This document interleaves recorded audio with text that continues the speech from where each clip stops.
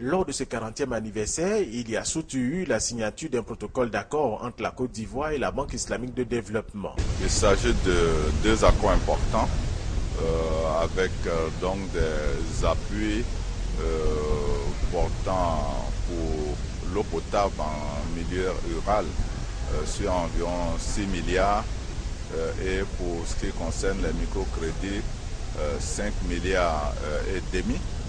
Donc le tout fait globalement 11 milliards et demi. C'est des prêts, comme vous le savez, à taux concessionnel avec des montants de remboursement très faibles et avec des différés importants comme la plupart des appuis que la BID nous accorde. Ces deux projets vont nous permettre pour l'eau potable d'accorder un peu plus de possibilités à l'ONEP et au ministère de fournir donc l'eau potable à travers des pompes dans nos villages et en milieu rural.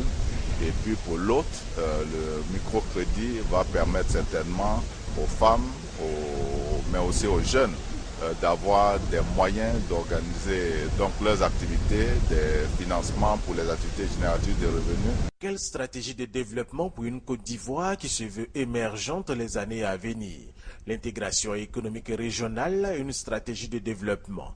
Ce sont les thèmes du panel animé par le ministre d'État, ministre du Plan et du Développement, Albert Mabritoakeus, lors de ce 40e anniversaire de la Banque islamique de développement à Djeddah en Arabie Saoudite. Albert Mabritoakeus s'est apaisanti sur la stratégie que lui a confiée le président de la République Alassane Ouattara, le développement équitable de toutes les régions dans les différents secteurs d'activité, la santé, l'éducation, l'accès à l'eau potable, par exemple.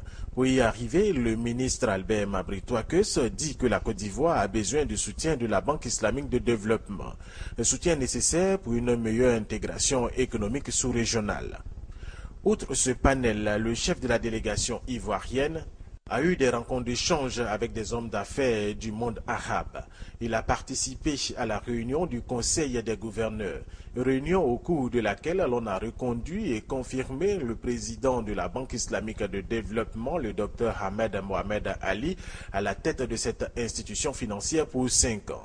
Le ministre d'État Albert Mabritoakeus dit être heureux pour la Côte d'Ivoire qui, les années à venir, va encore bénéficier du soutien de la Banque islamique de développement.